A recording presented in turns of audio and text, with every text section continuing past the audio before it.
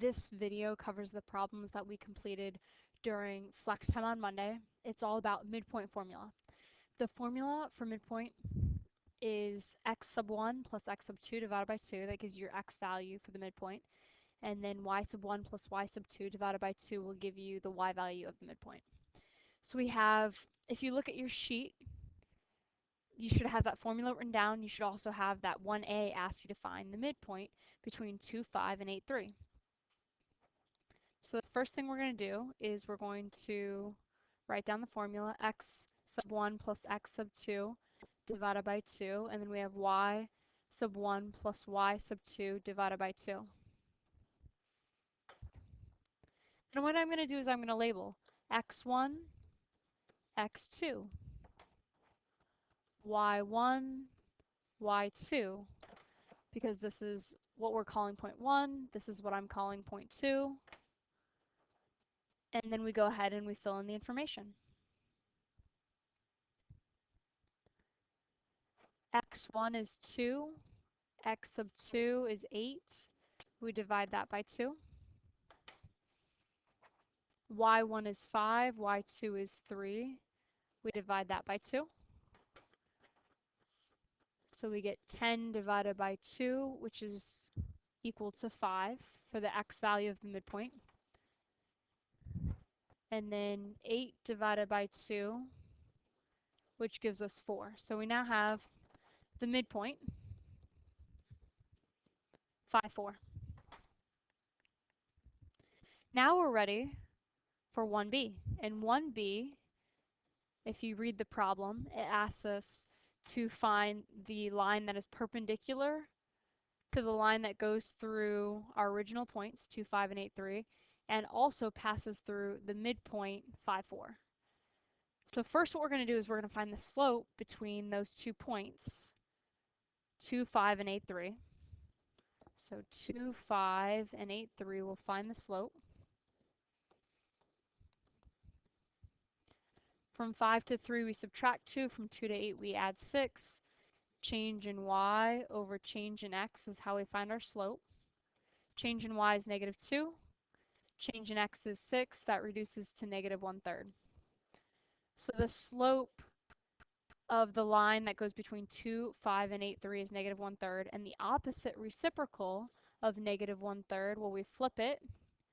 And then if it was negative originally, it'll become a positive. So the perpendicular slope would be a slope of 3. So I can go ahead and plug that into my equation, y equals mx plus b. And then I know that it needs to go through the midpoint, 5, 4.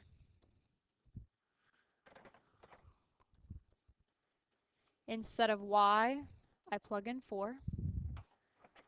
Instead of x, I plug in 5.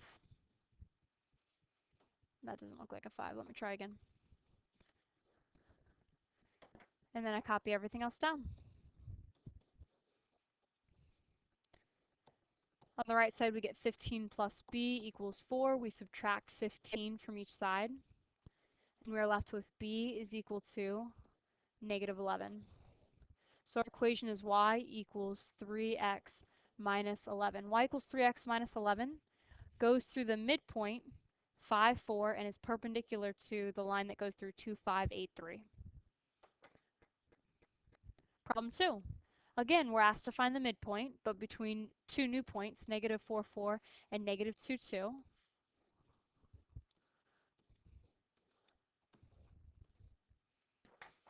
I label x1 and x2, and then I add x1 plus x2.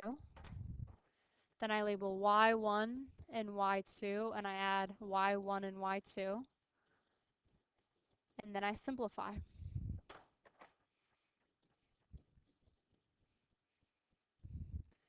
And the midpoint is negative 3, positive 3. So now we have our midpoint. We're ready to go on to 2b. In 2b, we're asked to do the same thing that we were asked to do in 1b. We're supposed to find the perpendicular line, or the line that is perpendicular to the line that goes through negative 4, 4 and negative 2, 2, and also passes through the midpoint. So the first thing we have to do is find the slope between these 2 points. So negative 4, 4, and negative 2, 2. Negative 4, 4, and negative 2, 2. We find the slope of the line that goes through these 2 points. Slope is equal to change in y over change in x. Change in y in this case is negative 2. I'm pulling that from here. And change in x, the change in x was positive 2. So we have a slope of negative 1. So I can easily find the reciprocal. I'm going to write it as a fraction.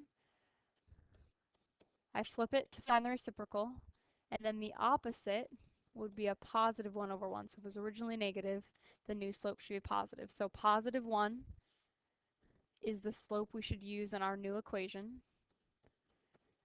And then it needs to go through the point negative 3, positive 3, because that's the midpoint. Instead of y, I substitute in a 3. Instead of x, I'm going to plug in a negative 3.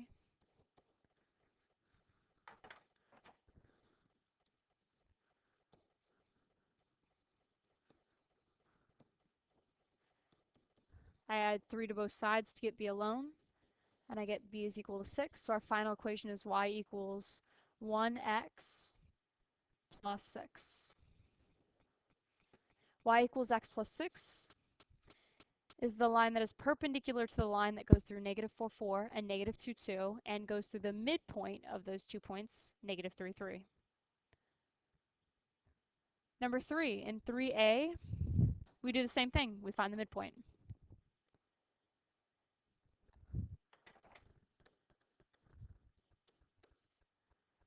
Five plus a negative 4 divided by 2. 5 plus a negative 4 gives me 1. So 1/2 is the x value. And then I take y1 and I add it to y2. So I find the sum of those two. And I divide that by 2. Negative 3 plus 2 gives us negative 1. So our midpoint is 1/2, negative 1/2. Hopefully you're getting the theme here. In 3b, we're asked to do the same thing. Find the line that's perpendicular to the line that goes through these 2 points. And we have to start by finding the original slope. So 5, 2 and negative 4, 3, I copy those down, and I'm going to find the slope of the line that goes between those 2 points. From 2 to 3, I increase by 1. From 5 to negative 4, oh, wait a second, I think I wrote the second number wrong. Negative 4, negative 3, that'll change things. So 2 to negative 3, I decrease by 5. From 5 to negative 4, I decrease by 9. Slope is equal to change in y over change in x, or rise over run. So that's negative 5 over negative 9, so 5/9. To get a line that's perpendicular to that line, I have to have a slope that is the opposite reciprocal of 5/9, so that would be negative 9/5.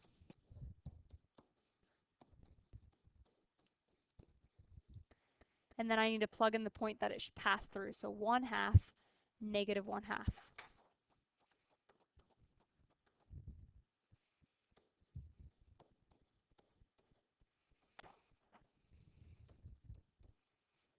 The y value is negative 1/2.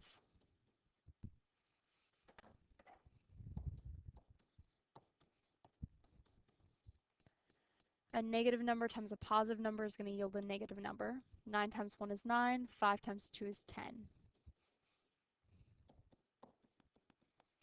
I add 9/10 to both sides to get b alone. So we get b equals,